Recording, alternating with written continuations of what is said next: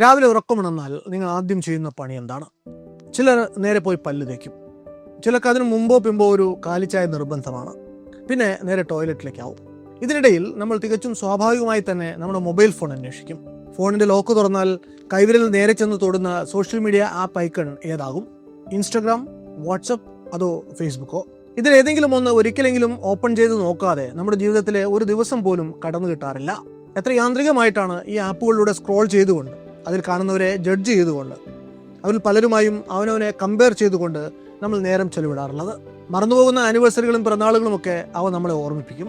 ഒരിക്കൽ പോലും നേരിട്ട് കണ്ടിട്ടില്ലാത്ത മനുഷ്യർ മരിച്ചുപോയി എന്ന് അവയിലൂടെ അറിയുമ്പോൾ നമ്മുടെ നെഞ്ചു കൊള്ളും. ആ സങ്കടം നമ്മൾ പോസ്റ്റുകളായും സ്റ്റോറികളായും സ്റ്റാറ്റസുകളായും തീർക്കും.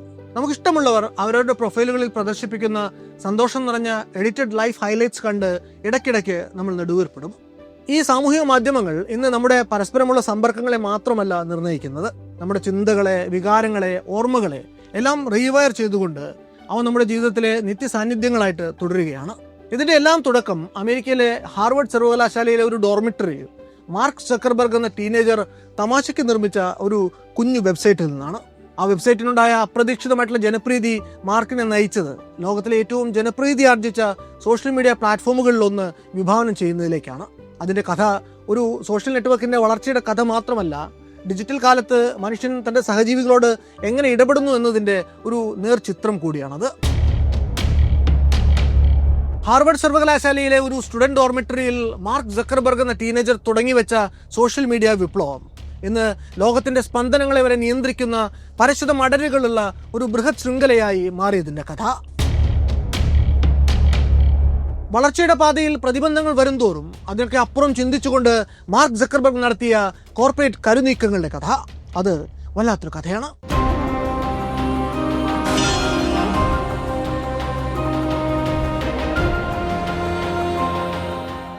1984 മെയ് 14 അമേരിക്കയിലെ ന്യൂയോർക്ക് നഗരത്തിലെ വൈറ്റ് പ്ലെയിൻസിൽ രണ്ടാം ലോക മഹായുദ്ധകാലത്ത് യൂറോപ്പിൽ നിന്ന് അമേരിക്കയിലേക്ക് കുടിയേറിയ ഒരു മിഡിൽ ക്ലാസ് ജൂത കുടുംബത്തിൽ ദന്ത ഡോക്ടറായ എഡ്വേർഡ് സക്കർബർഗിന്റെയും സൈക്കാട്രിസ്റ്റായ ഭാര്യ കാരൻ കെംപ്നറിന്റെയും ഒരേ ഒരു ആൺകുഞ്ഞായിട്ടാണ് മാർക്ക് എലിയറ്റ് സക്കർബർഗ് ജനിക്കുന്നത്. ഏരിയൽ, റാൻഡി, ഡോണ എന്നിങ്ങനെ 3 സഹോദരിമാർ കൂടി മാർക്കിനുണ്ടായിരുന്നു. മാർക്ക് സക്കർബർഗിന്റെ ജീവിതത്തെക്കുറിച്ചും ഫേസ്ബുക്ക് എന്ന പ്രസ്ഥാനത്തിന്റെ വളർച്ചയെക്കുറിച്ചുമുള്ള കൂടുതൽ വിവരങ്ങൾക്ക് ഈ ലക്കത്തിൽ പ്രധാനമായും ആശ്രയിച്ചിട്ടുള്ളത് ബെൻ മെസ്റിച്ച് എഴുതിയ the accidental billionaires, Roger McNamee എഴുതിയ Zucked waking up to the Facebook catastrophe, Stephen Levy എഴുതിയ ഫേസ്ബുക്ക് ദ ഇൻസൈഡ് സ്റ്റോറി എന്നീ പുസ്തകങ്ങളും, ഹാർവർഡ് ക്രിംസൺ പത്രത്തിന്റെ ആർക്കൈവുകളും, ആരോൺ സോർക്കിന്റെ തിരക്കഥയിൽ ഡേവിഡ് ഫിഞ്ചർ സംവിധാനം ചെയ്ത് ജെസ്സി എസൻബർഗ് മാർക്ക് സക്കർബർഗായിട്ട് അഭിനയിച്ച സോഷ്യൽ നെറ്റ്വർക്ക് എന്ന ഹോളിവുഡ് ബയോപിക്കും, അതുപോലെ നിരവധി ബിസിനസ് സ്കൂളുകൾ നടത്തിയിട്ടുള്ള എണ്ണമറ്റ ഫേസ്ബുക്ക് കേസ് സ്റ്റഡികളും, ഫേസ്ബുക്കിനെ കുറിച്ച് പല പത്രങ്ങളും നടത്തിയിട്ടുള്ള ഇൻവെസ്റ്റിഗേറ്റീവ് റിപ്പോർട്ടുകളും ഒക്കെയാണ്. ചെറുപ്പം തൊട്ട് തന്നെ വളരെ അസാമാന്യമായ ധിഷണയുള്ളവനായിരുന്നു മാർക്ക് എന്ന് അച്ഛൻ എഡ്വേർഡ് 2010 ടൈം മാഗസിന് കൊടുത്തൊരു അഭിമുഖത്തിൽ ഓർത്തെടുക്കുന്നുണ്ട്. എന്തിനും ഏതിനും അവന് സംശയങ്ങളായിരുന്നു. അവന്റെ ചോദ്യങ്ങൾക്ക് യെസ് എന്നാണ് മറുപടിയെങ്കിൽ വലിയ കുഴപ്പമില്ല, എങ്ങാനും നോ ആണ് മറുപടിയെങ്കിൽ പിന്നെ തുരുതുര ഉപചോദ്യങ്ങൾ വരവായി. നിരന്തരം ചോദ്യങ്ങൾ ചോദിക്കുന്ന കുഞ്ഞു മാർക്കിന്റെ രീതി കണ്ട അച്ഛനും അമ്മയും അന്ന് കരുതുന്നത് മകൻ ഭാവിയിൽ ഒരു അഡ്വക്കേറ്റ് ആകുമെന്നാണ്. എന്നാൽ പൊടിയടിച്ചു കിടന്നിരുന്ന നിയമപുസ്തകങ്ങളിലല്ലായിരുന്നു അവന്റെ താല്പര്യം. കമ്പ്യൂട്ടറുകളുടെ പൂജ്യവും ഒന്നും മാറി മാറി വിഹരിക്കുന്ന ബൈനറി ലോകത്തായിരുന്നു എന്നും അവന്റെ മസ്തിഷ്കത്തിന്റെ വിഹാരം. നന്നേ ചെറുപ്പത്തിൽ തന്നെ അവൻ കമ്പ്യൂട്ടർ സയൻസിൽ അസാമാന്യമായ താല്പര്യം കാണിച്ചു തുടങ്ങിയിരുന്നു. 12-ാം വയസ്സിൽ മാർക്ക് അറ്റാരി ബേസിക് എന്ന കോഡിംഗ് ലാംഗ്വേജ് ഉപയോഗിച്ച് അച്ഛൻ്റെ ഡെന്റൽ ക്ലിനിക്കിൽ ഉപയോഗിക്കാൻ വേണ്ടി സക്നെറ്റ് എന്ന ഒരു മെസ്സേജിംഗ് സോഫ്റ്റ്വെയർ ഉണ്ടാക്കി. ആദ്യത്തെ മാർക്ക് സക്കർബർഗ് പ്രൊഡക്ഷൻ എന്നൊക്കെ പറയാവുന്ന ഒന്ന് അതായിരുന്നു. ഈ പ്രോഗ്രാമിൽ മാർക്ക് കൊണ്ടുവന്ന ഒരു പ്രധാന ഇന്നോവേഷൻ ഡിജിറ്റൽ പിങ്ങിങ് ആയിരുന്നു. ക്ലിനിക്കിൽ ഒരു പുതിയ പേഷ്യൻ്റ് വരുമ്പോൾ സെക്രട്ടറിക്ക് ഇന്റർകോം വഴി വിളിക്കുകയോ ഉച്ചത്തിൽ വിളിച്ചു പറയുകയോ ചെയ്യാതെ കമ്പ്യൂട്ടർ വഴിക്ക് അകത്തിരിക്കുന്ന ഡോക്ടറെ അറിയിക്കാൻ സക്നെറ്റ് പ്രോഗ്രാം വഴിക്ക് സാധിച്ചു. മകന്റെ വർദ്ധിച്ചു വരുന്ന സോഫ്റ്റ്വെയർ കമ്പം കണ്ട അച്ഛനമ്മമാർ അവനെ കോഡിംഗ് പഠിപ്പിക്കാൻ വേണ്ടി അന്ന് ഒരു ട്യൂട്ടറെ ഏർപ്പാടാക്കുന്നുണ്ട്. ഡേവിഡ് ന്യൂമാൻ എന്ന ആ സോഫ്റ്റ്വെയർ ഡെവലപ്പർക്ക് വളരെ ചുരുങ്ങിയ ദിവസങ്ങൾ കൊണ്ട് തന്നെ ഒരു കാര്യം ബോധ്യപ്പെട്ടു. ഈ കുട്ടി ഒരു സാധാരണ സോഫ്റ്റ്വെയർ വിസ്കിഡ് അല്ല, ഇവനൊരു ചൈൽഡ് പ്രോഡിജി തന്നെയാണ്. അങ്ങനെ അധികം വൈകാതെ മാർക്ക് അവൻ ആദ്യം ചേർന്ന് പഠിച്ചിരുന്ന ആർട്സ്ലി ഹൈസ്കൂളിൽ നിന്ന് ന്യൂഹാംഷെയറിലെ ഫിലിപ്സ് എക്സിറ്റർ അക്കാഡമിയിലേക്ക് മാറുന്നു. എക്സിറ്റർ അക്കാഡമിയിലെ ഹൈസ്കൂൾ പഠനകാലത്ത് മാർക്ക് സഹപാഠിയായ ആഡം ഡി ആഞ്ചലോയുമൊത്ത് സിനാപ്സ് എന്ന പേരിൽ ഒരു സോഫ്റ്റ്വെയർ പ്രൊജക്റ്റ് ചെയ്യുന്നു. അതൊരു ഇന്റലിജന്റ് MP3 പ്ലെയർ ആയിരുന്നു. അന്നത്തെ കാലത്തെ മ്യൂസിക് പ്ലെയർ സോഫ്റ്റ്വെയറുകൾ നമ്മൾ കൊടുക്കുന്ന പ്ലേലിസ്റ്റ് എന്തായാലും അത് ചുമ്മാ പ്ലേ ചെയ്യുക മാത്രമേ ചെയ്തിരുന്നുള്ളൂ. മാർക്കിൻ്റെ സിനാപ്സ് പ്ലെയർ അതിൽ നിന്നൊക്കെ വ്യത്യസ്തമായിരുന്നു. നിങ്ങൾക്ക് ഏതൊക്കെ പാട്ടാണ് ഇഷ്ടം, നിങ്ങൾ ഏതൊക്കെ പാട്ട് എത്തുമ്പോഴാണ് സ്കിപ്പ് ചെയ്യുന്നത്, നിങ്ങൾക്ക് ഏത് നേരത്ത് ഏത് ജോണർ പാട്ടുകൾ കേൾക്കാനാണ് താല്പര്യം, ഇതൊക്കെയും മാർക്കിൻ്റെ സോഫ്റ്റ്വെയറിന് മനസ്സിലാക്കാൻ സാധിച്ചിരുന്നു. യൂസറിൻ്റെ ലിസണിങ് ഹാബിറ്റുകൾ ട്രാക്ക് ചെയ്ത് ഇൻഡിവിജ്വൽ ടേസ്റ്റ് മനസ്സിലാക്കി അതിനനുസരിച്ചുള്ള പാട്ടുകൾ സജസ്റ്റ് ചെയ്തിരുന്നു അന്ന് സിനാപ്സ് പ്ലെയർ. മാർക്ക് ഡെവലപ്പ് ചെയ്ത ഈ സോഫ്റ്റ്വെയർ അന്നത്തെ സ്റ്റാൻഡേർഡ്സ് അനുസരിച്ച് വളരെ അഡ്വാൻസ്ഡ് ആയിരുന്നു. ഇന്ന് നമ്മളിൽ മിക്കവരും ഉപയോഗിക്കുന്ന സ്പോട്ടിഫൈ പോലെയുള്ള ആപ്പുകൾക്ക് പിന്നീട് പ്രചോദനമായത് ഇതേ സിനാപ്സ് MP3 പ്ലെയർ ആണ്. അന്ന് മൈക്രോസോഫ്റ്റ്, AOL തുടങ്ങിയ കമ്പനികൾ ഈ സോഫ്റ്റ്വെയർ വലിയ വില കൊടുത്ത് വാങ്ങാൻ തയ്യാറാവുകയും മാർക്കിന് ഉയർന്ന ശമ്പളമുള്ളൊരു ജോലി ഓഫർ ചെയ്യുകയും ഒക്കെ ചെയ്യുന്നുണ്ട്. ഏതാണ്ട് $1 മില്യൺ വരെ അന്ന് ഇതിനുവേണ്ടി ഓഫർ ചെയ്യപ്പെട്ടു എന്നാണ് അഭ്യൂഹം. പക്ഷേ ആ വമ്പൻ ഓഫറുകളൊക്കെയും തള്ളി തൻ്റെ സിനാപ്സ് സോഫ്റ്റ്വെയർ ഫ്രീ ആയിട്ട് അന്ന് ഇൻ്റർനെറ്റിൽ ഷെയർ ചെയ്ത് മാർക്ക് ഉപരിപഠനത്തിന് വേണ്ടി ഹാർവർഡ് സർവകലാശാലയിലേക്ക് പോകുന്നു. 2002 ഫോൾ സെമസ്റ്ററിലാണ് ഹാർവാർഡിലെ ഫ്രഷ്മാൻ ആയിട്ടുള്ള മാർക്ക് സക്കർബർഗിൻ്റെ അരങ്ങേറ്റം. കമ്പ്യൂട്ടർ സയൻസിലെ അയാളുടെ കമ്പം വെച്ച് ഹാർവാർഡിനേക്കാൾ തൊട്ടടുത്ത് കിടക്കുന്ന MIT ആയിരുന്നു അയാൾക്ക് ചേരുമായിരുന്നത്. എന്നാൽ മാർക്കിന് ബോധിക്കുന്നത് ഹാർവാർഡിലെ കുറെ കൂടി ബാലൻസ്ഡ് ആയിട്ടുള്ള സിലബസ് ആണ്. അവിടെ സോഫമർ ഇയർ ആകുമ്പോഴേക്കും മാർക്ക് സക്കർബർഗ് എന്ന പേര് ക്യാമ്പസിൽ ഒരു കമ്പ്യൂട്ടർ വിസാർഡ് എന്ന മട്ടിൽ ഏറെക്കുറെ പ്രസിദ്ധി ആർജിച്ചിരുന്നു. ആര് ഏത് കോഴ്സാണ് ക്യാമ്പസിൽ തിരഞ്ഞെടുക്കുന്നത് എന്ന് ഓൺലൈനായിട്ട് പരിശോധിക്കാൻ അതിനുവേണ്ടി വിദ്യാർത്ഥികൾക്ക് അവസരം കൊടുക്കുന്ന കോഴ്സ് മാച്ച് എന്നൊരു സോഫ്റ്റ്വെയർ അപ്പോഴേക്കും മാർക്ക് ഡെവലപ്പ് ചെയ്തിരുന്നു. ഈ കോഴ്സ് മാച്ച് സോഫ്റ്റ്വെയർ മാർക്കിനെ സഹപാഠികളുടെ ശ്രദ്ധ പിടിച്ചുപറ്റാൻ സഹായിച്ചുവെങ്കിൽ അടുത്തായിട്ട് അയാൾ ചെയ്തു പൂർത്തിയാക്കിയ പ്രൊജക്റ്റ് ഹാർവാർഡ് കമ്മ്യൂണിറ്റിയിൽ തന്നെ മാർക്കിനെ പ്രസിദ്ധനാക്കുന്നു. അന്ന് ഹാർവാർഡ് സർവകലാശാലയിൽ ഫേസ്ബുക്സ് എന്ന പേരിൽ സ്റ്റുഡൻസിൻ്റെ മഗ്ഷോട്ട് ഇമേജുകൾ അടങ്ങുന്ന ഒരു ഡയറക്ടറി ഉണ്ടായിരുന്നു. ഈ ഫേസ്ബുക്സിൻ്റെ ഒഫീഷ്യൽ വെബ്സൈറ്റിലേക്ക് ഹാക്ക് ചെയ്ത് കയറുന്ന മാർക്ക് അതിൽ നിന്ന് വിദ്യാർത്ഥിനികളുടെ ചിത്രങ്ങൾ അനുവാദം കൂടാതെ ഡൗൺലോഡ് ചെയ്തെടുക്കുന്നു. ശേഷം 2000 തൊട്ട് തന്നെ നിലവിലുണ്ടായിരുന്ന ഹോട്ട് ഓർ നോട്ട് എന്ന വെബ്സൈറ്റിൻ്റെ മാതൃകയിൽ മാർക്ക് ഫേസ് മാഷ് എന്ന പേരിൽ ഈ ചിത്രങ്ങൾ തമ്മിൽ താരതമ്യം ചെയ്യുന്ന ഒരു പ്രോഗ്രാം ഉണ്ടാക്കുന്നു. 2 പെൺകുട്ടികളുടെ മഗ്ഷോട്ട് ഇമേജുകൾ അടുത്തടുത്തായിട്ട് ഡിസ്പ്ലേ ചെയ്തിട്ട് ഇവരിൽ ആരാണ് ഹോട്ടർ എന്ന ചോദ്യമാണ് ഈ പ്രോഗ്രാം ചോദിച്ചിരുന്നത്. ആ ചോദ്യത്തിനുള്ള ഉത്തരത്തിൽ അധിഷ്ഠിതമായി ഹാർവാർഡിലെ ഓരോ വിദ്യാർത്ഥിനികൾക്കും റാങ്കിങ്ങും മാർക്കിൻ്റെ സിസ്റ്റം വിഭാവനം ചെയ്തിരുന്നു. വെറുതെ ആരാണ് ഹോട്ടർ എന്നൊരു ചോദ്യം ചോദിക്കുക മാത്രമല്ല അന്ന് മാർക്ക് ചെയ്തത്. ഇതിൻ്റെ ഈ റാങ്കിങ് നിശ്ചയിക്കുന്ന പ്രോസസ് അൽഗോരിതം വളരെ ഇൻ്റലിജൻ്റ് ആയിരുന്നു. ഏറെക്കുറെ ചെസ്സിലെ റാങ്കിങ് സിസ്റ്റമായിട്ടുള്ള ഈലോ റേറ്റിങ്ങിനോട് സമാനമായിട്ടുള്ള അതേ മെത്തഡോളജി തന്നെയാണ് അന്ന് ഫേസ് മാഷും പിന്തുടർന്നിരുന്നത്. അതായത് 2 വിദ്യാർത്ഥിനികൾക്കിടയിൽ ആരാണ് ഹോട്ടർ എന്ന ചോദ്യം വരുമ്പോൾ അതിനൊരു വിദ്യാർത്ഥിനി ഉയർന്ന റാങ്കുള്ള ആളും മറ്റേത് കുറഞ്ഞ റാങ്കുള്ള ആളും ആണെന്ന് കരുതുക. ഈ ചോദ്യത്തിനുള്ള ഉത്തരം കുറഞ്ഞ റാങ്കുള്ള ആൾക്ക് അനുകൂലമാണ് എങ്കിൽ അത് ആ വിദ്യാർത്ഥിയുടെ റാങ്കിങ് കുത്തനെ ഉയർത്തും. അതുപോലെ കുറഞ്ഞ റാങ്കുള്ള ആളേക്കാൾ ഹോട്ടാണ് കൂടിയ റാങ്കുള്ള ആൾ എന്നാണ് ഉത്തരം വരുന്നത് എങ്കിൽ അത് സ്വാഭാവികമാണ് എന്നാണ് ഈ സോഫ്റ്റ്വെയർ കരുതുക.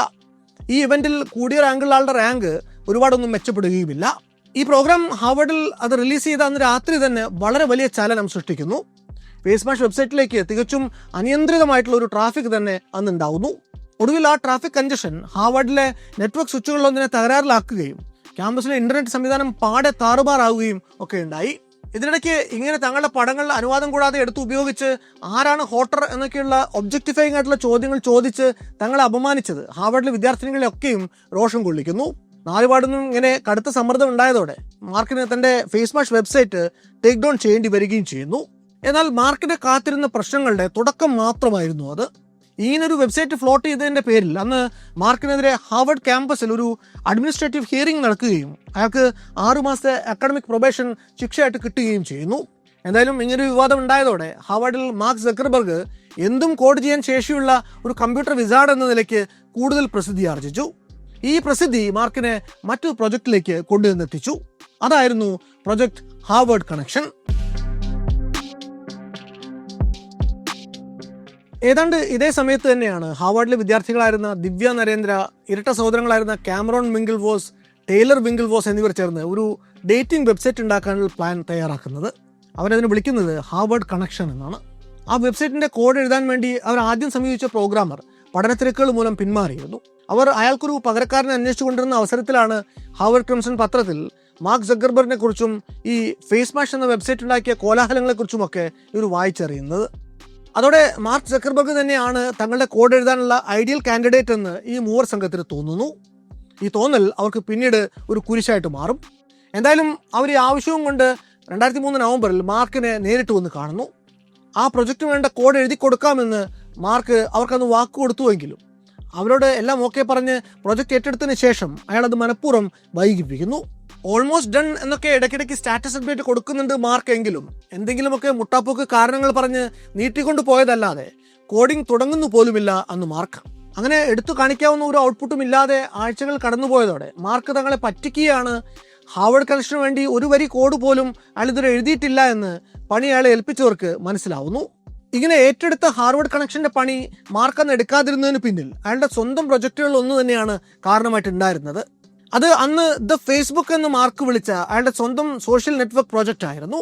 ഈ വെബ്സൈറ്റ് ഹാർവർഡ് കണക്ഷന്റെ ഏതാണ്ട് അതേ ആശയം തന്നെയാണ് സാക്ഷാത്കരിക്കാൻ ഉദ്ദേശിച്ചിരുന്നത്. ആ പ്രൊജക്ട് കോഡിംഗ് കൊട്ടേഷൻ ഏറ്റെടുത്തത് അതിന്റെ ലോഞ്ച് മനഃപൂർവ്വം വൈകിക്കാനുള്ള അവസരം അന്ന് മാർക്കിന് കൊടുക്കുന്നു. പിന്നീട് വർഷങ്ങൾക്ക് ശേഷം മാർക്ക് സക്കർബർഗിന്റെ അന്നത്തെ ഹാർഡ് ഡ്രൈവിൽ നിന്ന് അയാൾ ഹാർവർഡിലെ ഒരു സ്നേഹിതനയച്ച മെസ്സേജുകൾ ലീക്കായിരുന്നു. തന്റെ പ്രൊജക്ട് ആദ്യം ഓണാവാൻ വേണ്ടി താൻ മനഃപൂർവ്വം ഹാർവർഡ് കണക്ഷൻ കോഡിംഗ് ഡിലേ ചെയ്തതാണ് എന്ന് അതിൽ മാർക്ക് തന്നെ സമ്മതിക്കുന്നുണ്ട്. They made a mistake by coming to me, I'm going to delay them so that ours comes out first എന്നായിരുന്നു മാർക്കിന്റെ ഇൻസ്റ്റന്റ് മെസ്സേജ്. ഹാർവർഡ് ക്യാമ്പസിൽ അന്ന് നിലവിലുണ്ടായിരുന്ന ഫേസ്ബുക്സ് എന്ന സംവിധാനം വിദ്യാർത്ഥികളുടെ ഫോട്ടോകളും ഫോൺ നമ്പർ പോലെയുള്ള അടിസ്ഥാന വിവരങ്ങളും ഒക്കെ അടങ്ങിയ ഒരു ഡയറക്ടറി ആയിരുന്നു. പഠിച്ചിറങ്ങിയതും പഠിച്ചുകൊണ്ടിരിക്കുന്നതുമായിട്ടുള്ള കുട്ടികൾക്ക് തമ്മിൽ കോണ്ടാക്ട് വെക്കാനുള്ള ഒരു ഉപാധിയായിരുന്നു അത്. ഇന്നത്തെ സോഷ്യൽ നെറ്റ്വർക്കിങ്ങിന്റെ ഒരു പ്രാകൃത രൂപം എന്ന് വേണമെങ്കിൽ പറയാം. അന്ന് ഹാർവർഡിൽ പൊതുവായിട്ടുള്ളൊരു ഓൺലൈൻ സ്റ്റുഡൻറ് ഡയറക്ടറി അഥവാ ഫേസ്ബുക്ക് സംവിധാനം ഉണ്ടായിരുന്നില്ല. അതുപോലെ ഓരോ ക്ലബ്ബുകൾക്കും സോറോറിറ്റീസ്, ഫ്രറ്റേണിറ്റീസ് ഓരോന്നിനും പ്രത്യേകമായിട്ടാണ് ഈ ഫേസ്ബുക്സ് ഉണ്ടായിരുന്നത്. 2004 ജനുവരിയിൽ സക്കർബർഗ് തന്റെ റൂംമേറ്റുകളായിട്ടുള്ള Eduardo Saverin, Dustin Moskovitz, Andrew McCollum, Chris Hughes എന്നിവരുടെ സഹായത്തോടെ ദ ഫേസ്ബുക്ക് എന്ന വെബ്സൈറ്റ് നിർമ്മിക്കാൻ ആരംഭിച്ചു. അവധിക്കാലത്ത് ഓയിൽ ഫ്യൂച്ചേഴ്സിൽ നിക്ഷേപിച്ച് പണം സമ്പാദിച്ച എഡ്വേർഡോ സാവറിനാണ് അന്ന് ഈ പുതിയ സംരംഭം തുടങ്ങാൻ വേണ്ട പ്രാഥമിക മൂലധനം $1000 നിക്ഷേപിക്കുന്നത്. ഫേസ്ബുക്ക് എന്ന കമ്പനിയുടെ ആദ്യത്തെ പ്രവർത്തന മൂലധനമായിരുന്നു ഇത്. എന്നാലും 2004 ജനുവരി 11 അവർ register.com വഴിക്ക് thefacebook.com എന്ന പേരിൽ ഒരു ഡൊമൈൻ രജിസ്റ്റർ ചെയ്തിരുന്നു. അതിനു പിന്നാലെ മാർക്കും സംഘവും രാപ്പകൽ ഉറക്കമളിച്ചിരുന്ന് പണിഞ്ഞ് ഒടുവിൽ 2004 ഫെബ്രുവരി ആദ്യവാരത്തിൽ ദ ഫേസ്ബുക്ക് റിലീസിന് തയ്യാറായി. harvard.edu ഇമെയിൽ ഹാൻഡിലുള്ള സർവകലാശാലയിലെ തന്നെ വിദ്യാർത്ഥികൾക്ക് മാത്രം എക്സ്ക്ലൂസീവ് ആയിട്ടുള്ള ഒരു പ്ലാറ്റ്ഫോം ആയിരുന്നു തുടക്കത്തിൽ അത്. ഫെബ്രുവരി 4 ദ ഫേസ്ബുക്ക് ലൈവ് ആയതോടെ മാർക്ക് സക്കർബർഗിന്റെ തലവര തന്നെ മാറി. അതിലെ ആദ്യത്തെ 2 ഫേസ്ബുക്ക് പ്രൊഫൈലുകൾ ടെസ്റ്റ് പ്രൊഫൈലുകളായിരുന്നു. മൂന്നാമത്തേതായിട്ട് ആദ്യം ഫേസ്ബുക്കിൽ മെമ്പർഷിപ്പ് എടുക്കുന്ന ഒരു യഥാർത്ഥ വ്യക്തി സാക്ഷാൽ മാർക്ക് സക്കർബർഗ് തന്നെ. എന്നാൽ മാർക്ക് സക്കർബർഗ് ഇങ്ങനെ തന്റെ വെബ്സൈറ്റ് ലോഞ്ച് ചെയ്ത് 6 ദിവസത്തിനുള്ളിൽ തന്നെ അതിനെതിരായിട്ടുള്ള ആദ്യത്തെ നടപടിയും വന്നു. പരാതിയുമായിട്ട് നീങ്ങുന്നത് സ്വാഭാവികമായും മാർക്കിനെ നേരത്തെ കോഡിംഗ് പണി ഏൽപ്പിച്ച അതേ മൂവർ സംഘം തന്നെയാണ്. IP തെഫ്റ്റ് ആയിരുന്നു അവർ കൊടുത്ത പരാതി. ഹാർവർഡ് കണക്ഷൻ എന്ന പേരിൽ ഒരു വെബ്സൈറ്റ് അവർക്കായിട്ട് നിർമ്മിച്ചു കൊടുക്കാൻ വേണ്ടി ജോലി ഏറ്റെടുത്തിരുന്ന മാർക്ക് അവരെ തെറ്റിദ്ധരിപ്പിച്ച് അവരുടെ തന്നെ ആശയം ഉപയോഗിച്ച് മറ്റൊരു ഉൽപ്പന്നം നിർമ്മിച്ചു എന്ന് അവർ ആരോപിച്ചു. പരാതിക്കൊപ്പം അവർ ദ ഫേസ്ബുക്കിനെതിരെ ഹാർവർഡ് അഡ്മിനിസ്ട്രേഷനിൽ ഒരു സീസ് ആൻഡ് ഡെസിസ്റ്റ് ഓർഡറും ഫയൽ ചെയ്യുന്നു. തങ്ങളുടെ പ്രൊജക്ടിന്റെ അടിസ്ഥാന ആശയം അതിന്റെ ബ്ലൂ പ്രിന്റ് കടം കൊണ്ട് സമാനമായ മറ്റൊരു വെബ്സൈറ്റ് ഉണ്ടാക്കിയതിലൂടെ തങ്ങളുടെ അവസരം നിഷേധിച്ചു എന്നതായിരുന്നു അവരുടെ പരാതി. എന്നാൽ ഇത് രണ്ടും തികച്ചും വ്യത്യസ്തമായിട്ടുള്ള 2 പ്രൊജക്റ്റുകളാണെന്നായിരുന്നു മാർക്കിന്റെ പ്രതികരണം. യൂസർ വിവരങ്ങൾ അപ്ലോഡ് ചെയ്യുന്നു, അത് സെർച്ച് ചെയ്യാൻ പറ്റുന്നു എന്നീ 2 ഫീച്ചറുകൾ നിലവിലെ പല സോഷ്യൽ മീഡിയകളിലും ഉള്ളത് തന്നെയാണ് എന്നും അതിൽ പറയത്തക്ക IP ക്ലെയിം ഒന്നുമില്ല എന്നുമായിരുന്നു മാർക്കിന്റെ വാദം.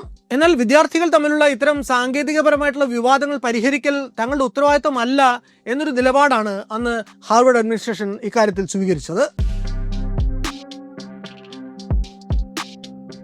ഇതേസമയം ഹാർവർഡിന്റെ അതിരുകൾക്ക് അപ്പുറത്തേക്ക് ദ ഫേസ്ബുക്കിന്റെ പോപ്പുലാരിറ്റി പടർന്നു പിടിച്ചു കഴിഞ്ഞിരുന്നു. നിലവിലെ മറ്റ് സോഷ്യൽ മീഡിയ പരിശ്രമങ്ങളിൽ നിന്ന് ഫേസ്ബുക്കിനെ വ്യത്യസ്തമാക്കിയ ഒന്ന് അതിന്റെ ട്രാൻസ്പെറൻസി എലിമെന്റ് ആയിരുന്നു. പണ്ട് ന്യൂയോർക്കർ മാഗസിനിൽ അച്ചടിച്ചു വന്നിട്ടുള്ള പ്രസിദ്ധമായിട്ടുള്ള ഒരു കാർട്ടൂൺ ഉണ്ട്. അതിൽ കമ്പ്യൂട്ടർ മോണിറ്ററിന് മുന്നിലിരിക്കുന്ന ഒരു നായ മറ്റൊരു നായയോട് പറയുന്ന dialogue on the internet nobody knows you are a dog എന്നാണ്. ഇന്റർനെറ്റിന്റെ അന്നത്തെ പ്രധാന ഫീച്ചറും തികച്ചും അനോണിമസ് ആയിട്ട് വേണമെങ്കിൽ ഇടപെടാം എന്ന് തന്നെയായിരുന്നു. എന്നാൽ ആ അനോണിമിറ്റിക്ക് ഗുണം ഉള്ള പോലെ ദോഷവും ഉണ്ടായിരുന്നു. അത് സ്റ്റോക്കിംഗ്, വിദ്വേഷ അല്ലെങ്കിൽ അശ്ലീല പോസ്റ്റുകൾ അല്ലെങ്കിൽ കമന്റുകളൊക്കെ ഇടുക തുടങ്ങിയ ആന്റി സോഷ്യൽ ബിഹേവിയറുകൾക്കും കാരണമായിരുന്നു. ഫേസ്ബുക്കിൽ വിദ്യാർത്ഥികളുടെ ഒരു സോഷ്യൽ നെറ്റ്വർക്ക് ഉണ്ടാക്കാൻ ഇറങ്ങിത്തിരിച്ച മാർക്ക് സക്കർബർഗിന് മുന്നിൽ അന്ന് ഏറ്റവും വലിയ പ്രതിബന്ധമായിട്ട് നിന്നതും ഇതേ അനോണിമിറ്റി ഫാക്ടർ തന്നെയാണ്. അത് ഓൺലൈൻ കമ്മ്യൂണിറ്റി മെമ്പർമാർക്കിടയിൽ ഒരു ട്രസ്റ്റ് ബിൽഡപ്പ് ചെയ്യുന്നത് അന്ന് തടഞ്ഞിരുന്നു. മാർക്കിന്റെ പുതിയ സോഷ്യൽ നെറ്റ്വർക്കിൽ അംഗങ്ങളാവണമെങ്കിൽ വാലിഡ് ഇമെയിൽ ID ഒരു പ്രീ റിക്വസിറ്റ് ആയിരുന്നു. അത് യൂസർമാരെ സംബന്ധിച്ചിടത്തോളം ഒരു ട്രാൻസ്പെറൻസി ലെയറും അതുകൊണ്ട് തന്നെ അക്കൗണ്ടബിലിറ്റിയും കൊണ്ടുവന്നു. പ്രത്യേകിച്ചും സ്ത്രീ യൂസർമാരുടെ വിശ്വാസ്യത ആർജിക്കാൻ ഇത് ഫേസ്ബുക്കിനെ സഹായിച്ചു. അമേരിക്കയിലെ അന്നത്തെ പ്രസിദ്ധ സർവകലാശാലകളായിട്ടുള്ള യെയിൽ, കൊളംബിയ, സ്റ്റാൻഫോർഡ് ഒക്കെ ഇതിന് പിന്നാലെ ഫേസ്ബുക്കിനെ ഏറ്റെടുത്ത് കഴിഞ്ഞിരുന്നു. അതിവേഗത്തിൽ വളർന്നുകൊണ്ടിരുന്ന യൂസർ ബേസിനെ സപ്പോർട്ട് ചെയ്യാൻ എഡ്വേർഡോ സാവറിൻ ആദ്യം ഇറക്കിയ $1000 ഇൻവെസ്റ്റ്മെന്റ് എങ്ങും എത്താതെയായിരുന്നു. ഇങ്ങനെ വെബ്സൈറ്റിന്റെ തിരക്കുകൾ വർദ്ധിച്ചതോടെ ഹാർവാർഡിലെ അക്കാഡമിക് കോഴ്സ് ലോഡ് താങ്ങാൻ മാർക്കിന് സാധിക്കാതെയായി. ദ ഫേസ്ബുക്ക് എന്ന വളരെ വേഗത്തിൽ വളർന്നുകൊണ്ടിരിക്കുന്ന സാമ്പത്തികമായ സാധ്യതകൾ ഏറെ ഉണ്ടായിരുന്ന പദ്ധതി തന്നെയായി പിന്നീട് അങ്ങോട്ട് അയാളുടെ പ്രിൻസിപ്പൽ ഇൻട്രസ്റ്റ്. അതോടെ ഹാർവാർഡിലെ കോഴ്സിൽ നിന്ന് ഡ്രോപ്പ് ഔട്ട് ചെയ്യാനുള്ള വളരെ വിഷമകരമായിട്ട് തീരുമാനത്തിലേക്ക് മാർക്ക് സക്കർബർഗ് എത്തിച്ചേരുന്നു. മാർക്കിന്റെ ജീവിതത്തിലെ ഈ നിർണായക സന്ധി ബെൻ മെസ്രിച്ച് രചിച്ച ദ ആക്സിഡന്റൽ ബില്യണേഴ്സ് എന്ന സക്കർബർഗ് പുസ്തകത്തിൽ വിശദമായി തന്നെ രേഖപ്പെടുത്തിയിട്ടുണ്ട്. മൈക്രോസോഫ്റ്റിന്റെ മേധാവിയായ ബിൽ ഗേറ്റ്സ് അന്നൊരിക്കൽ ഹാർവാർഡ് ക്യാമ്പസിലെ കുട്ടികളോട് സംസാരിക്കാൻ വേണ്ടി എത്തിയിരുന്നു. അന്ന് അദ്ദേഹത്തിന്റെ വാക്കുകൾ ഇങ്ങനെയായിരുന്നു: ഈ ഹാർവാർഡ് സർവകലാശാലയുടെ ഒരു ഗുണം നമുക്ക് എപ്പോൾ വേണമെങ്കിലും തിരികെ വന്ന് ഡിഗ്രി പൂർത്തിയാക്കാം എന്നുള്ളതാണ് എന്ന് അന്ന് ഗേറ്റ്സ് പറഞ്ഞു. ഹാർവാർഡിന് സത്യത്തിൽ അങ്ങനെ ഒരു പോളിസി ഉണ്ട്.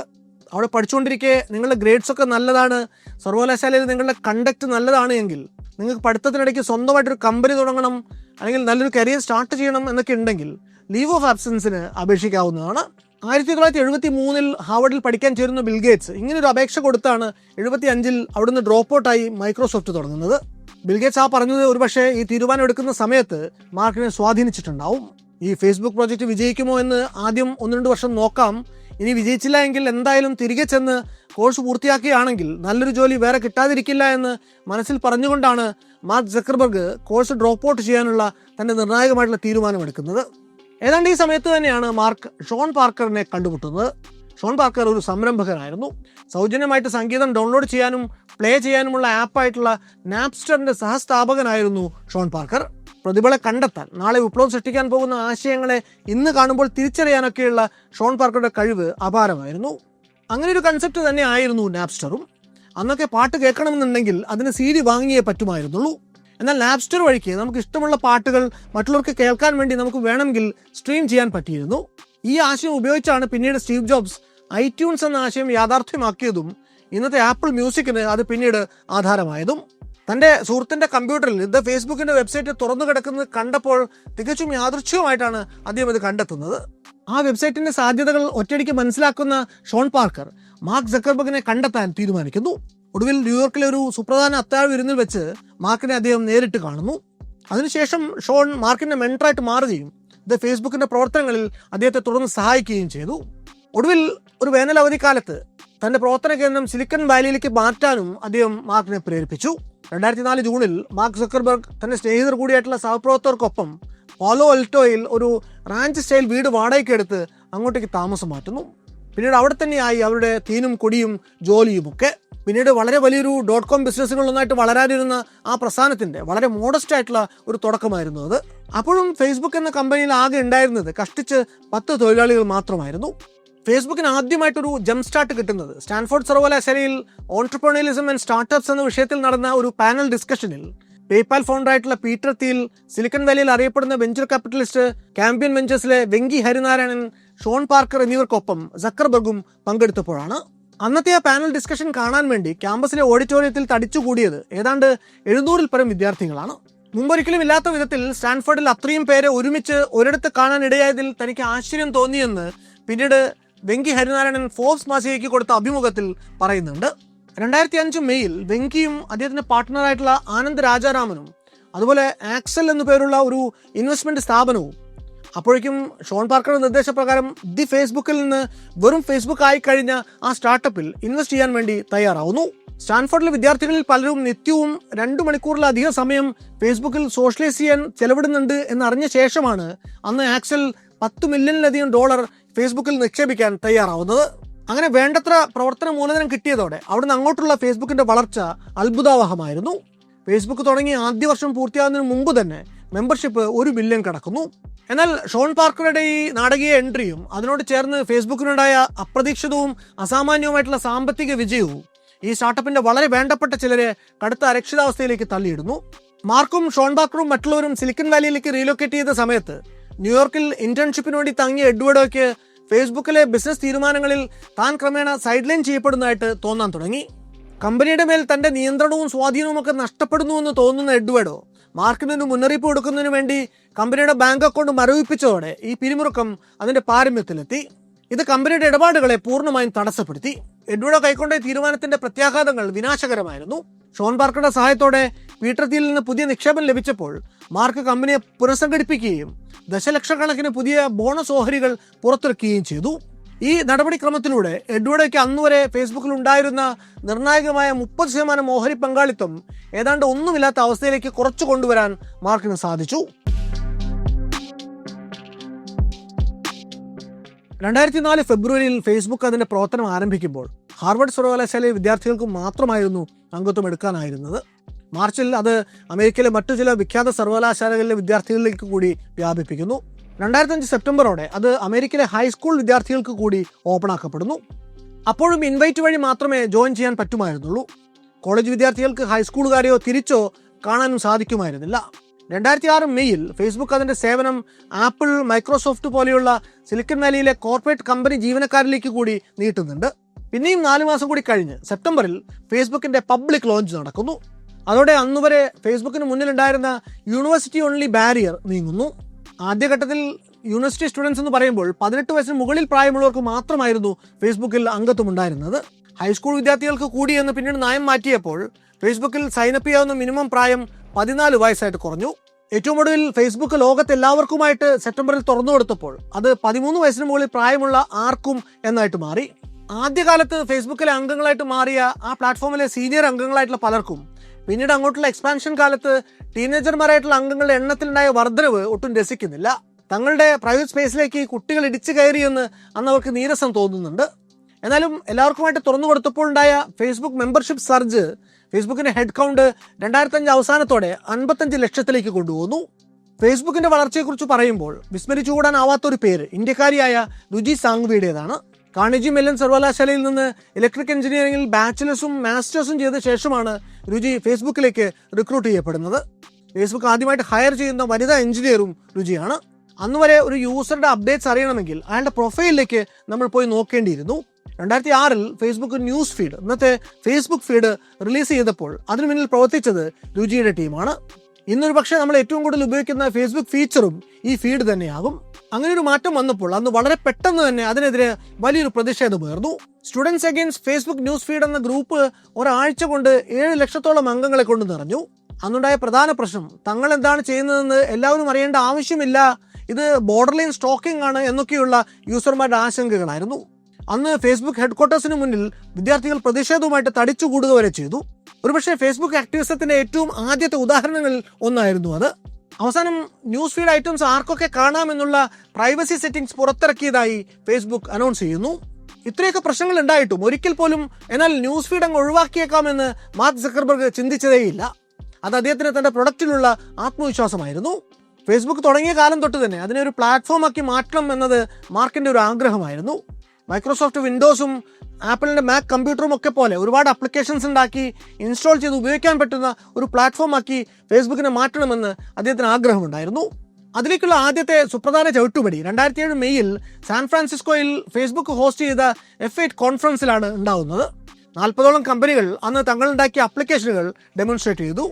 ഈ ഫേസ്ബുക്ക് പ്ലാറ്റ്ഫോം വലിയ വിജയമായതോടെ ഫേസ്ബുക്ക് അന്നത്തെ അവരുടെ മുഖ്യ എതിരാളിയായിരുന്ന മൈ സ്പേസിനെ ബഹുദൂരം പിന്നിലാക്കുന്നു. ന്യൂസ് കമ്പനികൾക്കും അതുപോലെ ലോകത്തിന്റെ ഏത് കോണിലുള്ള കമ്പ്യൂട്ടറിന് മുന്നിലിരിക്കുന്ന ഏതൊരു ഡെവലപ്പർക്കും വിദ്യാർത്ഥികൾക്കും ഒക്കെ തങ്ങളുടേതായിട്ടുള്ള ഒരു ആപ്ലിക്കേഷൻ ഉണ്ടാക്കി ഇടാനുള്ള ഒരു അവസരം, അത് ന്യൂസ് ഫീഡിലൂടെ എണ്ണമറ്റ ആളുകളിലേക്ക് എത്തിക്കാനുള്ള സാധ്യത ഫേസ്ബുക്കിനെ മറ്റൊരു യൂണിവേഴ്സ് തന്നെയാക്കി മാറ്റി. ഇന്ന് നമ്മൾ ഫേസ്ബുക്കിൽ ആഘോഷിക്കുന്ന ഫോട്ടോ ആപ്പുകളുടെയും ഗെയിമുകളുടെയും ഒക്കെ തുടക്കം ഇവിടെ നിന്നാണ്. ഫേസ്ബുക്ക് ഇങ്ങനെ മാർക്കറ്റിൽ കാര്യമായ ചലനം സൃഷ്ടിക്കാൻ തുടങ്ങിയതോടെ അന്നത്തെ .com ബൂമിൽ പണം നിക്ഷേപിക്കാൻ തക്കം പാർത്തുവന്ന പല വലിയ കമ്പനികളുടെയും ശ്രദ്ധ ഫേസ്ബുക്കിൽ പതിഞ്ഞു. അവരിൽ നിന്ന് പല വിധത്തിലുള്ള ലൂക്രേറ്റീവ് ഓഫറുകളും അന്ന് മാർക്ക് സക്കർബർഗിനെ തേടിയെത്തുന്നു. എന്നാൽ അങ്ങനെ ഒരു വൻ നിക്ഷേപവും സ്വീകരിക്കാതെ തുടർച്ചയായ 7 വർഷം ഫേസ്ബുക്ക് നിലവിലെ അതേ സ്കീമിൽ തന്നെ തുടർന്നുപോയി. അന്നാണെങ്കിൽ ഉപയോക്താക്കളുടെ എണ്ണത്തിൽ കുത്തനെ വർധനവുണ്ടായതിനെ തുടർന്ന് ഒറ്റയടിക്കുണ്ടായ ഇൻഫ്രാസ്ട്രക്ചർ റിക്വയർമെന്റ്, അതായത് സെർവറുകളും മറ്റ് സപ്പോർട്ട് സർവീസുകളും എസ്റ്റാബ്ലിഷ് ചെയ്യാൻ വേണ്ട ചെലവ് മേൽക്കുമേൽ വന്നുകൊണ്ടിരുന്നു. പണം ഒരുപാട് ആവശ്യമുണ്ടായിരുന്ന ഘട്ടമായിരുന്നിട്ട് പോലും ഈ സമ്മർദ്ദങ്ങൾക്കൊന്നും വഴങ്ങാതെ മാർക്കും ഫേസ്ബുക്കും പിടിച്ചു നിന്നു. അധികം വൈകാതെ തന്നെ ഫ്ലോട്ട് ചെയ്യാനിരുന്ന IPOയ്ക്ക് വേണ്ടി മാർക്ക് സ്വയം തയ്യാറെടുത്തുകൊണ്ടിരുന്ന കാലമായിരുന്നു അത്. 2012 മെയ് 18 ഫേസ്ബുക്കിന്റെ IPO സ്റ്റോക്ക് മാർക്കറ്റിൽ എത്തുന്നത്. ഓഹരി വിപണിയിലെ സബ്സ്ക്രിപ്ഷന്റെ കാര്യത്തിൽ വിസയ്ക്കും ജനറൽ മോട്ടോഴ്സിനും മാത്രം പിന്നിലായിരുന്നു ഫേസ്ബുക്ക്. 2012 ആയപ്പോഴേക്കും ഫേസ്ബുക്കിലെ അംഗങ്ങളുടെ എണ്ണം 1 ബില്യൺ അഥവാ 100 കോടി കവിഞ്ഞു. യൂസർ ഡാറ്റയും ആക്ടിവിറ്റികളും അനുസരിച്ചുള്ള ടാർഗറ്റഡ് അഡ്വർടൈസ്മെന്റിലാണ് ഫേസ്ബുക്ക് ആ സമയത്ത് ശ്രദ്ധ കേന്ദ്രീകരിച്ചത്. അതുതന്നെയായിരുന്നു പിന്നീട് അങ്ങോട്ടുള്ള അവരുടെ സാമ്പത്തിക വളർച്ചയുടെ അടിത്തറയും. 2012 ഫേസ്ബുക്കിന് 1 ബില്യൺ മന്ത്ലി ആക്റ്റീവ് യൂസേഴ്സ് ഉണ്ടായിരുന്നതിൽ 600 മില്യൺ മൊബൈൽ യൂസേഴ്സ് ആയിരുന്നു. 140 ബില്യൺ ഫ്രണ്ട് കണക്ഷൻസും അന്ന് ഫേസ്ബുക്കിൽ ഉണ്ടായിരുന്നു. 2012 പബ്ലിക് ആയതിനു ശേഷം തുടർച്ചയായ അക്വിസിഷൻസിലൂടെ മാർക്ക് തന്റെ ആധിപത്യം ഉറപ്പിക്കുകയാണ് ചെയ്തത്. 2012 ഇൻസ്റ്റാഗ്രാം, അതിനുശേഷം 2014 വാട്സപ്പ്, ഒക്കുലസ് എന്നീ കമ്പനികളെല്ലാം അക്വയർ ചെയ്തതിലൂടെ സോഷ്യൽ നെറ്റ്വർക്കിങ്ങിൽ മാത്രമല്ല മെസ്സേജിങ്ങിലും വിർച്വൽ റിയാലിറ്റി മേഖലയിലുമൊക്കെ അദ്ദേഹം തന്റെ സ്വാധീനം വളർത്തിയെടുത്തു. ഇവിടുന്ന് അങ്ങോട്ട് ഫേസ്ബുക്ക് നേടിയ വൻ വിജയത്തിന്റെ അടിസ്ഥാന കാരണം എന്തായിരിക്കും? മാർക്കിന്റെ ആദ്യത്തെ വർക്കിംഗ് പാർട്ട്ണറായിരുന്ന ഡസ്റ്റിൻ മോക്കോവിസിന്റെ ഭാഷയിൽ പറഞ്ഞാൽ, Mark was at the right place at the right time. മറ്റാരേക്കാളും മുമ്പ് ആസ് ഏർലി ആസ് 2004 ഇങ്ങനെ ഒരു ഐഡിയ പ്രാവർത്തികമാക്കാൻ മാർക്കിന് സാധിച്ചു. സമയം മാത്രമല്ല, സ്ഥലവും പ്രധാനമായിരുന്നു. സോഷ്യൽ വൈബ് ഏറ്റവും ഗാഢമായിരിക്കുന്ന ഒരു കണക്ഷൻ ഹോട്ട്സ്പോട്ടാണ് ഹാർവർഡ് സർവകലാശാല. ആയിരക്കണക്കിന് യുവതി യുവാക്കൾ, അതും വൈകാരികവും ശാരീരികവുമായിട്ടുള്ള ബന്ധങ്ങൾക്ക് വേണ്ടി തുടിക്കുന്ന ഹൃദയത്തോടെ അവർ അടുത്തടുത്തുള്ള ഹോസ്റ്റലുകളിൽ, ഡോർമെറ്ററികളിൽ പാർക്കുന്ന ഹാർവർഡ് തന്നെ ഫേസ്ബുക്ക് പോലെ ഒരു സോഷ്യൽ നെറ്റ്വർക്കിന് ഈറ്റില്ലമായത് ഒരുപാട് ഗുണം ചെയ്തു. രണ്ടാമത്തെ കാരണം ഫേസ്ബുക്ക് ഓഫർ ചെയ്തിരുന്ന എക്സ്ക്ലൂസിവിറ്റി ആൻഡ് പ്രൈവസി ആയിരുന്നു. ഏത് വിചിത്രമായ പേരും വെച്ച് ഐഡികൾ ഉണ്ടാക്കി ആയിരക്കണക്കിന് അനോണികൾ പൂണ്ടു വിളയാടിയിരുന്ന ചാറ്റ് റൂമുകളുടെ കാലത്ത് ആദ്യം റിലീസ് ചെയ്തപ്പോൾ അങ്ങനെ ആർക്കും ചെന്ന് ചേരാവുന്ന ഇടമായിരുന്നില്ല ഫേസ്ബുക്ക്. വെരിഫിക്കേഷന് വേണ്ടി അതാത് സർവകലാശാലകളിലെ .edu എന്ന് അവസാനിക്കുന്ന ഇമെയിൽ അഡ്രസ്സുകൾ നിർബന്ധമായിരുന്നു. അത് ആ അംഗങ്ങൾക്കിടയിൽ, വിശേഷിച്ച് ഫീമെയിൽ മെമ്പേഴ്സിനിടയിൽ വലിയ വിശ്വാസ്യത തന്നെയാണ് ഫേസ്ബുക്കിന് കൊടുത്തത്. ഒരു തരത്തിൽ പറഞ്ഞാൽ ഒരു ഡിജിറ്റലി ഗേറ്റഡ് കമ്മ്യൂണിറ്റിയാണ് മാർക്ക് യുവാക്കൾക്ക് മുന്നിലേക്ക് വെച്ച് നീട്ടിയത്. അത് അന്നത്തെ യുവജനങ്ങൾക്കിടയിൽ ഫിയർ ഓഫ് മിസ്സിംഗ് ഔട്ട് അഥവാ ഫോമോ സൃഷ്ടിച്ചു. അന്നുവരെ ഇന്റർനെറ്റിന്റെ ശൈലിയായിരുന്ന അനോണിമിറ്റിക്ക് പകരം ഓതന്റിസിറ്റി എന്ന പുതിയ രീതി ഫേസ്ബുക്ക് കൊണ്ടുവരുന്നു. ഹാർവർഡ് പോലെ ഒരു ഐവി കോളേജ് അന്തരീക്ഷത്തിലുള്ള മറ്റൊരു അനുകൂല ഘടകം അവിടുത്തെ പ്രതിഭാ ധാരാളിത്തമാണ്. കിർക്ക്ലാൻഡ് ഹൗസ് ഡോർമെറ്ററിയിലെ വളരെ റാൻഡമായി നടന്ന ഒരു റൂംമേറ്റ്സ് അലോട്ട്മെന്റ് ഇന്ന് നോക്കുമ്പോൾ പിന്നീട് സൃഷ്ടിക്കുന്നത് ലോകത്തിലെ ഏറ്റവും റിസോഴ്സ് റിച്ച് ആയിട്ടുള്ള ഡോം റൂം തന്നെ ആയിരുന്നു എന്ന് പറയാതെ വയ്യ. മാർക്കിന് വന്ന് കിട്ടിയ ടാലന്റുകൾ ചെറുതല്ല. ആഴ്ചയ്ക്കൊരു പുതിയ കോഡിംഗ് ലാംഗ്വേജ് വീതം പഠിച്ചെടുക്കുന്ന പുലിയാണ് ഡസ്റ്റിൻ മോസ്കോവിറ്റ്സ്. വെബ്സൈറ്റ് സ്കെയിലപ്പ് ചെയ്യുന്ന പ്രോസസ്സിൽ ഡസ്റ്റിൻ നൽകിയ അഡ്വാൻറ്റേജ് ചെറുതല്ല. ഇംഗ്ലീഷിൽ ലിറ്ററേച്ചർ മേജർ ആയിരുന്ന ക്രിസ് ഹ്യൂഗ്സ് മറ്റേതൊരു സ്പെഷ്യലിസ്റ്റിനേക്കാളും നന്നായി യൂസർ എക്സ്പീരിയൻസും PR-ഉം മനസ്സിലാക്കിയിരുന്നു. എഡ്വേർഡ് സാവറിന്റെ ഫിനാൻഷ്യൽ എക്സ്പെർട്ടൈസ് ആണ് ഇങ്ങനൊരു സ്ഥാപനത്തെ സാക്ഷാത്കരിക്കാൻ തുടക്കത്തിലെങ്കിലും മാർക്കിനെ സഹായിച്ചത്. വേറെ ഏതെങ്കിലും ക്യാമ്പസിലായിരുന്നെങ്കിൽ ചിലപ്പോൾ ആ ഡോം റൂമിലെ ഒരേ ഒരു ജീനിയസ് മാർക്ക് ആയിരുന്നിരിക്കും. പക്ഷേ ഫേസ്ബുക്കിന്റെ ഇൻക്യുബേഷൻ സിസ്റ്റത്തിൽ ഒരുപോലെ പ്രതിഭാധനരായിട്ടുള്ള നിരവധി പേരുണ്ടായിരുന്നു എന്നത് അവർക്ക് മുൻകൈ പകർന്നു. ചുരുക്കത്തിൽ സക്കർബർഗിന്റെ വളർച്ചയുടെ കഥ എന്ന് പറയുന്നത് ഡോമിനൻസ് ഒരു താൽക്കാലിക പ്രതിഭാസം മാത്രമായിട്ടുള്ള ടെക്നോളജിക്കൽ എക്കോസിസ്റ്റത്തിൽ ഒരാൾ എങ്ങനെ അതിജീവിക്കണമെന്നതിന്റെ ദൃഷ്ടാന്തം മാത്രമല്ല, വളർച്ചയുടെ ഘട്ടങ്ങളിൽ ഓരോന്നിലും തന്റെ കൂടെ വന്ന ആരോടും അങ്ങനെ വിശേഷിച്ച കമ്മിറ്റ്മെന്റ് ഒന്നും തന്നെ സക്കർബർഗിന് ഇല്ലായിരുന്നു. ആദ്യത്തെ മൂലധനം നൽകി കൂടെ നിന്ന എഡ്വേർഡ് സാവറിനെ ബോണസ് ഓഹരികൾ ഇഷ്യൂ ചെയ്ത് ഡൈല്യൂട്ട് ഔട്ട് ചെയ്യാൻ മാർക്കിന് ഒരു ചങ്കിൽ കുത്തും ഉണ്ടായിട്ടില്ല. തന്നെ സിലിക്കൺ വാലിയുടെ പവർ സർക്കിളിലേക്ക് കൈപിടിച്ച് കൊണ്ടുപോയ, കോടിക്കണക്കിന് ഡോളറിന് ഇൻവെസ്റ്റ്മെന്റ് നേടാൻ സഹായിച്ച ഷോൺ പാർക്കർ പോലും തന്റെ ഇഷ്ടങ്ങൾക്ക് വിരുദ്ധമായ നിലപാടുകൾ സ്വീകരിക്കുന്നു എന്ന് തോന്നിയപ്പോൾ മാർക്കിന് എക്സ്പെൻഡബിൾ ആയിട്ട് മാറി. പിന്നീട് ഇൻസ്റ്റയുടെ വരവോടെ ഫേസ്ബുക്കിന്റെ അസ്ഥിവാരത്തിന് ഇളക്കം തട്ടി തുടങ്ങിയെന്ന് കണ്ടപ്പോൾ മാർക്ക് സക്കർബർഗ് കൈക്കൊണ്ടത് പല ടെക് ഫൗണ്ടർമാർക്കും അത്ര എളുപ്പത്തിൽ ചെയ്യാൻ മനസ്സുവരാത്ത ചില നടപടികളാണ്. വർത്തമാനകാലത്തിൽ കെട്ടിപ്പിടിച്ചുകൊണ്ടിരിക്കാതെ അയാൾ ഭാവി വില കൊടുത്തു തന്നെ വാങ്ങി. $1 ബില്യൺ മുടക്കി സക്കർബർഗ് 2012 ഇൻസ്റ്റാഗ്രാം എന്ന പുത്തൻ പ്ലാറ്റ്ഫോമിനെ അക്വയർ ചെയ്യുമ്പോൾ അതൊട്ടും ലാഭത്തിലായിരുന്നില്ല. എന്നാൽ പുതുതലമുറയുടെ മൊബൈൽ ബിഹേവിയറും വിഷ്വൽ ഐഡന്റിറ്റിയും യൂത്ത് കൾച്ചറും ഒക്കെയും അതിന് ഫേസ്ബുക്കിനേക്കാൾ അടുത്തറിയാൻ സാധിച്ചിരുന്നു. ഫേസ്ബുക്കിന്റെ അന്നത്തെ നഷ്ടം ഇൻസ്റ്റയുടെ നേട്ടമായിട്ട് മാറുന്നതാണ് പിന്നീട് അങ്ങോട്ട് നമ്മൾ കാണുന്നത്. ഫേസ്ബുക്ക് എന്നത് തന്തവൈബുള്ള ഇടമാണ് എന്ന് പരാതിപ്പെട്ട് നമ്മുടെ ജെൻസി അല്ലെങ്കിൽ ആൽഫ ജനറേഷൻ ഇൻസ്റ്റയിലേക്ക് മൈഗ്രേറ്റ് ചെയ്യുമ്പോഴും അവർ തന്റെ നിയന്ത്രണത്തിലും നിരീക്ഷണത്തിലും തന്നെ തുടരുന്നു എന്ന് മാർക്ക് ഈ ടേക്ക് ഓവറുകളിലൂടെ ഉറപ്പുവരുത്തി. 2 വർഷത്തിന് ശേഷം വാട്സപ്പിന്റെ കൂടുതൽ സുരക്ഷിതവും പ്രൈവറ്റുമായിട്ടുള്ള മെസ്സേജിംഗ് മോഡൽ ജനങ്ങളെ വല്ലാതെ സ്വാധീനിക്കുന്നു എന്ന് കണ്ടപ്പോൾ വീണ്ടും മാർക്ക് സക്കർബർഗിന്റെ മനസ്സിളകി. 2014 $19 ബില്യൺ മുടക്കി വാട്സപ്പിനെ അക്വയർ ചെയ്യുക വഴി കുറെ കൂടി വലിയ റിസ്ക് ആണ് മാർക്ക് ഏറ്റെടുക്കുന്നത്.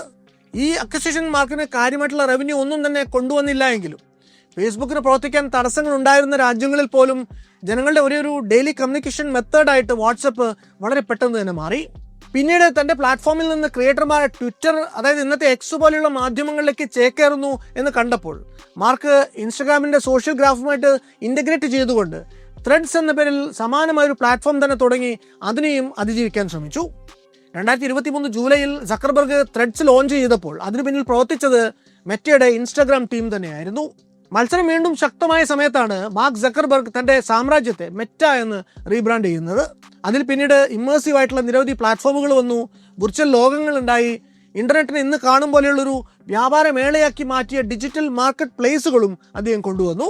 മെറ്റ ആർട്ടിഫിഷ്യൽ ഇന്റലിജൻസ് സെക്ടറിൽ നടത്തിയിട്ടുള്ള ഇൻവെസ്റ്റ്മെന്റ് വളരെ വലുതാണ്.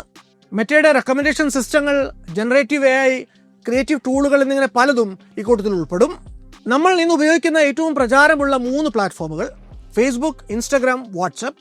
പ്രവർത്തന ശൈലിയിലോ അൽഗോരിതങ്ങളിലോ ഒന്നും സാമ്യമില്ലാത്ത ഈ 3 വ്യത്യസ്ത സ്പേസുകളും നിയന്ത്രിക്കുന്നത് ഇന്ന് ഒരേ ഒരു കമ്പനിയാണ്.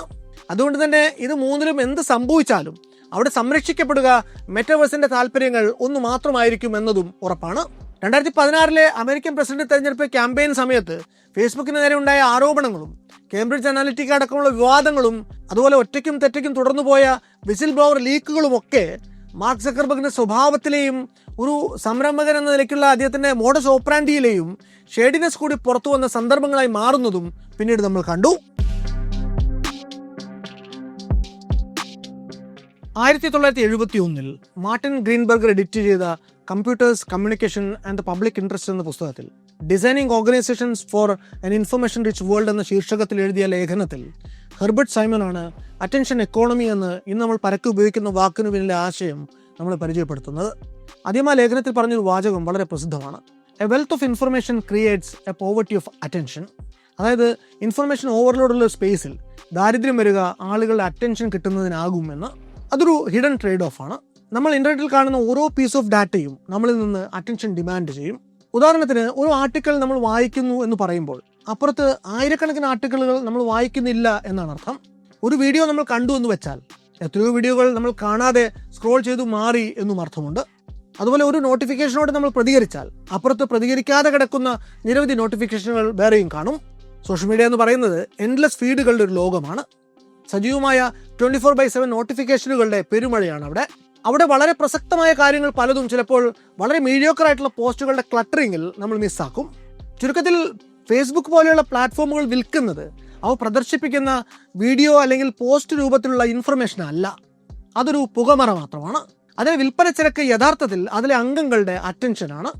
70കളിൽ പ്രസിദ്ധ കനേഡിയൻ പൊളിറ്റിക്കൽ എക്കോണമിസ്റ്റായ ഡലസ് W. സ്മിത്ത് അവതരിപ്പിച്ച ഓഡിയൻസ് കമ്മ്യൂണിറ്റി തിയറിയെ ഹെർബർട്ട് സൈമന്റെ അറ്റൻഷൻ എക്കോണമി സങ്കല്പവുമായിട്ട് കൂട്ടിച്ചേർത്ത് വായിച്ചാൽ ഫേസ്ബുക്ക് വന്ന ശേഷം മാസ് മീഡിയ കമ്മ്യൂണിക്കേഷന്, വിശേഷ അഡ്വർടൈസിംഗ് ഫണ്ടഡ് മീഡിയയ്ക്ക് വന്നിട്ടുള്ള മാറ്റങ്ങൾ നമുക്ക് കുറെ കൂടി മനസ്സിലാക്കാൻ സാധിക്കും. സ്മിത്ത് പഠിച്ചതും പറഞ്ഞതും മുഴുവൻ അന്ന് പ്രചാരത്തിലുണ്ടായിരുന്ന ടെലിവിഷൻ ഇൻഡസ്ട്രിയെക്കുറിച്ച് മാത്രമാണ് എങ്കിലും അദ്ദേഹത്തിന്റെ വാക്കുകളിൽ പിൽക്കാലത്ത് വരാനിരുന്ന ഡിജിറ്റൽ ഡാറ്റ വിപ്ലവത്തിന്റെ കൂടി എക്സ്പ്ലനേഷൻ അന്തർലീനമായിരുന്നു. സ്മിത്തിന്റെ കോർ ആർഗ്യുമെന്റ് എന്ന് പറയുന്നത് media companies do not sell content to audiences, instead they sell audiences to advertisers എന്നതാണ്. ആ പറഞ്ഞതിനെ ഫേസ്ബുക്കിന്റെ പരിപ്രേക്ഷ്യത്തിൽ കൂട്ടി വായിക്കുകയാണെങ്കിൽ മാർക്ക് സക്കർബർഗ് കോടിക്കണക്കായ ഡോളർ മുടക്കി Facebook.com പോലെ ഒരു സ്പേസ് കെട്ടിപ്പടുത്തത്, അതിൽ ആർക്കു വേണമെങ്കിലും സൗജന്യമായിട്ട് അക്കൗണ്ട് ഉണ്ടാക്കാനുള്ള സൗകര്യം ഏർപ്പെടുത്തി നമ്മളെ അതിലൂടെ ലോകത്തിന്റെ ഏത് കോണിലും ഇരിക്കുന്ന നമ്മുടെ പ്രിയപ്പെട്ടവരുമായിട്ട് സംവദിക്കാൻ, നമുക്കിഷ്ടമുള്ള വീഡിയോകൾ പോസ്റ്റ് ചെയ്യാൻ, പുതിയ സൗഹൃദങ്ങളും പ്രണയങ്ങളും ഒക്കെ ഉണ്ടാക്കാൻ, നമ്മുടെ പ്രൊഡക്റ്റുകൾ വിൽക്കാനൊക്കെ സഹായിക്കുന്നത് എന്തിനായിരിക്കുമെന്ന് നിങ്ങൾ ചിലരെങ്കിലും ചിലപ്പോൾ ചിന്തിച്ചിട്ടുണ്ടാവും. സത്യത്തിൽ നമ്മൾ ഉപഭോക്താക്കൾ ഫേസ്ബുക്ക് എന്ന എക്കോസിസ്റ്റം ഉൽപ്പന്നം എന്ന നമ്മുടെ സങ്കല്പമേ തെറ്റാണ് എന്നാണ് ഈ തിയറി പറയുന്നത്. The real product of media is the audience it self. നമ്മൾ തന്നെയാണ് ഈ സ്പേസിൽ വിറ്റഴിക്കപ്പെടുന്ന യഥാർത്ഥ ഉൽപ്പന്നം. ഇതുതന്നെയാണ് പത്രങ്ങളും ചെയ്യുന്നത്, അല്ലെങ്കിൽ ടെലിവിഷൻ ചാനലുകളും ചെയ്യുന്നത്. നമ്മുടെ അറ്റൻഷൻ അഡ്വർടൈസർമാർക്ക് വിൽക്കുകയാണ് മാർക്ക് സക്കർബർഗ് ഫേസ്ബുക്കിലൂടെ ചെയ്തുകൊണ്ടിരിക്കുന്നത്.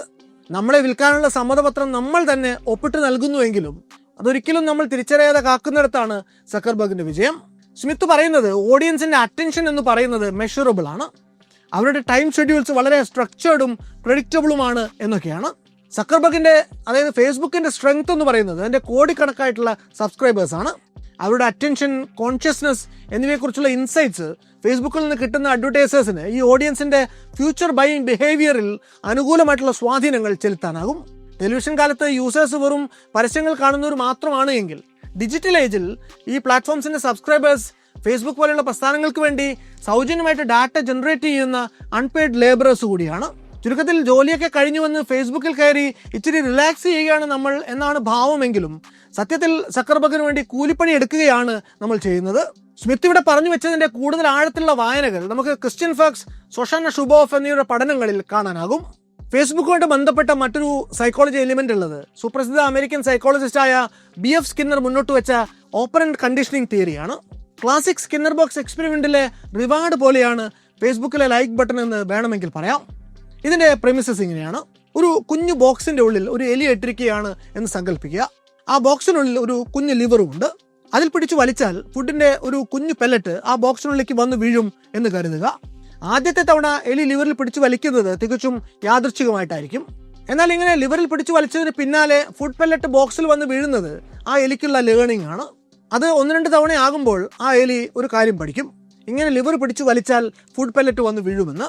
അത് അതിനെ വീണ്ടും വീണ്ടും ലിവർ പിടിച്ചു വലിക്കാൻ പ്രേരിപ്പിക്കും. Behaviours followed by rewards are repeated എന്നുള്ളതാണ് ഓപ്പറന്റ് കണ്ടീഷനിങ് തിയറിയുടെ ക്രക്സ് പോയിന്റ്. അതായത് കോൺസിക്വൻസസ് ഷേപ്പ് ആക്ഷൻസ്. ഇനിയുള്ള സ്കിന്നറുടെ ഒബ്സർവേഷനാണ് ഏറെ രസകരം. ഓരോ തവണ ലിവർ പിടിച്ചു വലിക്കുമ്പോഴും ഫുഡ് ഉടനടി വരുന്നുണ്ട് എങ്കിൽ ആ ലേണിംഗ് സിമ്പിൾ ആണ്, വളരെ ഫാസ്റ്റ് ആണ്. എന്നാൽ ഫുഡ് വരുന്നത് റാൻഡം ആയിട്ടാണ്. അതായത് ചില തവണ വലിക്കുമ്പോൾ വരും, ചിലപ്പോൾ വരില്ല എന്നാണ് എങ്കിൽ പിടിച്ചു വലിക്കാനുള്ള എലിയുടെ ടെൻഡൻസി പിന്നെയും കൂടും. കാരണം അതിന് റിവാർഡ് കിട്ടുന്നത് എപ്പോഴാണ് എന്ന് നിശ്ചയമില്ല. എങ്ങാനും ബിരിയാണി കൊടുക്കുന്നുണ്ടെങ്കിലോ എന്ന് കരുതി അത് വീണ്ടും വീണ്ടും പ്രതീക്ഷയോടെ അതിന് ശ്രമിച്ചുകൊണ്ടേയിരിക്കും. ഇതേ എലിയുടെ സൈക്കോളജി ഡിജിറ്റൽ സ്പേസിലെ ബിഹേവിയറിനും ബാധകമാണ്. അവിടെ ലിവർ എന്ന് പറയുന്നത് പോസ്റ്റ് ആണ്. നിങ്ങൾ ഒരിക്കൽ പോസ്റ്റ് ഇട്ടപ്പോൾ നിങ്ങൾക്ക് ഉടനെ ലൈക്ക് കിട്ടി എന്ന് കരുതുക. അത് നിങ്ങളെ വീണ്ടും പോസ്റ്റ് ഇടാൻ പ്രേരിപ്പിക്കും. ആ പോസ്റ്റിന് ലൈക്ക് കിട്ടിയില്ല എന്നത് നിങ്ങളെ ഡീമോട്ടിവേറ്റ് ചെയ്യുകയല്ല ചെയ്യുക. കുറെ പോസ്റ്റുകൾക്കിടയിൽ ഏതെങ്കിലും ഒരു പോസ്റ്റ് ലൈക്ക് കിട്ടി വൈറലായി എന്ന് കരുതുക.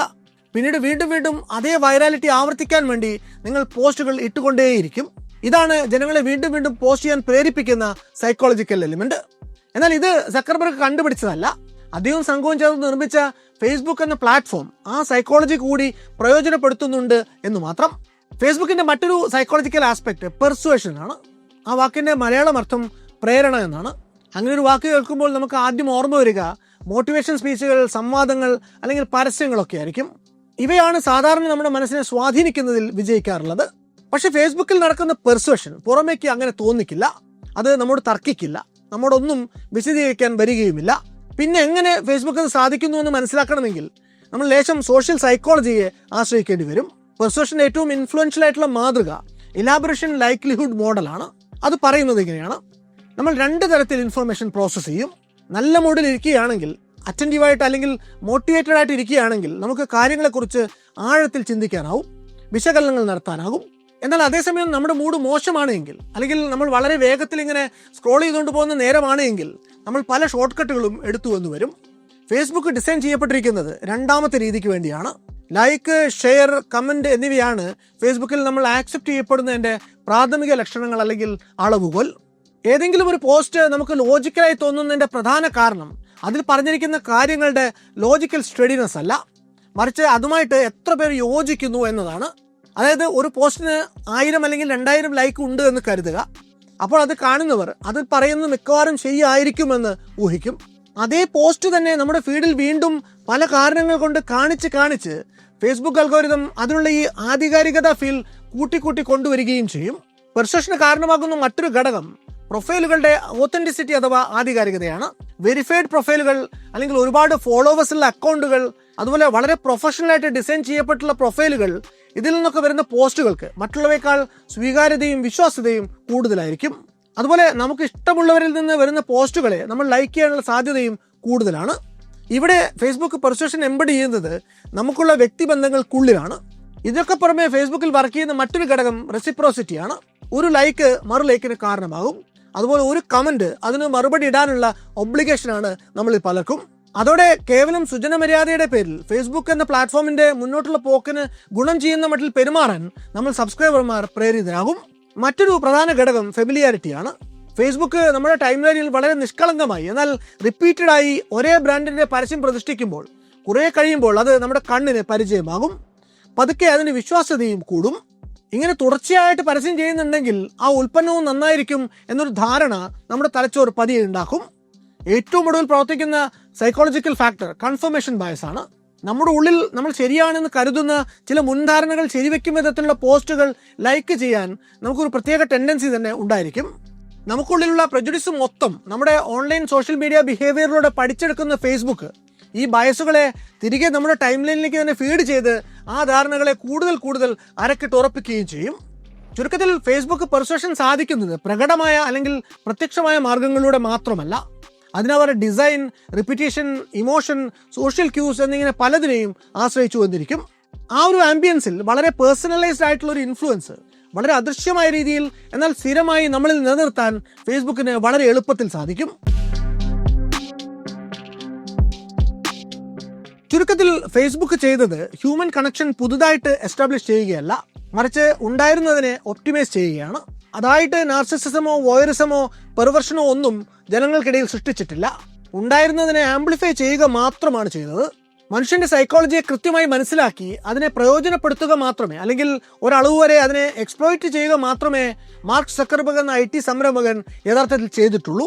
നമ്മൾ വെറുതെ കയറിയിറങ്ങി പോകുന്ന ഒരു ഡിജിറ്റൽ സ്പേസ് എന്നതിനേക്കാൾ ഫേസ്ബുക്ക് നമുക്ക് നിത്യവും മുഖം നോക്കാവുന്ന ഒരു കണ്ണാടി കൂടിയാണ്. ഫേസ്ബുക്കിൽ അഡിക്റ്റഡ് ആകുന്ന ടീനേജേഴ്സിൻ്റെ അക്കാദമിക് റിസൾട്ട് മോശമാകുന്നതിനെ പറ്റിയൊക്കെ നമ്മൾ കേട്ടിട്ടുണ്ടാവും. അതുപോലെ ഫേസ്ബുക്കിലെ സൗഹൃദങ്ങൾ പലർക്കും ടോക്സിക് ആയിട്ടുള്ള ദൂഷ്യഫലങ്ങൾ ഉണ്ടാക്കുന്നു എന്നൊക്കെയുള്ള പരാതികളും നമ്മൾ ഇടയ്ക്കിടയ്ക്ക് കേൾക്കുന്നതാണ്. എന്നാൽ മറ്റേതൊരു സിസ്റ്റവും എന്ന പോലെ ഉപയോഗിക്കുന്നതിന് മുമ്പ് കൃത്യമായ ധാരണകൾ നമുക്ക് ഫേസ്ബുക്കിനെ കുറിച്ചും ഉണ്ടാക്കേണ്ടതുണ്ട്. ഇത്രയും സൈക്കോളജി നമ്മൾ ഇവിടെ പറഞ്ഞു വെച്ചത് ഫേസ്ബുക്ക് എന്ന ഡിജിറ്റൽ പ്ലാറ്റ്ഫോം വളരെ കാൽക്കുലേറ്റഡ് ആയിട്ട് നമ്മളോട് ചെയ്യുന്നത് എന്താണ് എന്ന് നമുക്ക് മനസ്സിലാവാൻ വേണ്ടി കൂടിയാണ്. ആ ഒരു ഗ്രാൻഡ് ഡിസൈൻ മനസ്സിലാക്കുന്നത് അതിനെ നമുക്ക് ഹിതകരമായ രീതിയിൽ മാനിപ്പുലേറ്റ് ചെയ്യാൻ നമ്മളെ സഹായിക്കും എന്നതുകൊണ്ട് കൂടിയാണ്. കൃത്യമായിട്ട് അറിഞ്ഞുപയോഗിക്കുകയാണെങ്കിൽ നമ്മുടെ വ്യക്തിപരമായിട്ടുള്ള രാഷ്ട്രീയ ബോധ്യങ്ങളും പൊതുവിജ്ഞാനവും ഒക്കെ വർദ്ധിപ്പിക്കാൻ ഉതകുന്ന, നമുക്ക് മുന്നിൽ പുതിയ ജീവനോപാധികൾ തുറന്നു വയ്ക്കുന്ന, വലിയ സമ്പത്ത് തന്നെ ആർജിക്കാൻ നമ്മളെ സഹായിക്കുന്ന ഒരുപാട് സാധ്യതകളും അവസരങ്ങളും ഒക്കെയുള്ള ഒരിടം തന്നെയാണ് ഫേസ്ബുക്ക് എന്ന തിരിച്ചറിവിൽ നമുക്ക് തൽക്കാലം നിർത്താം.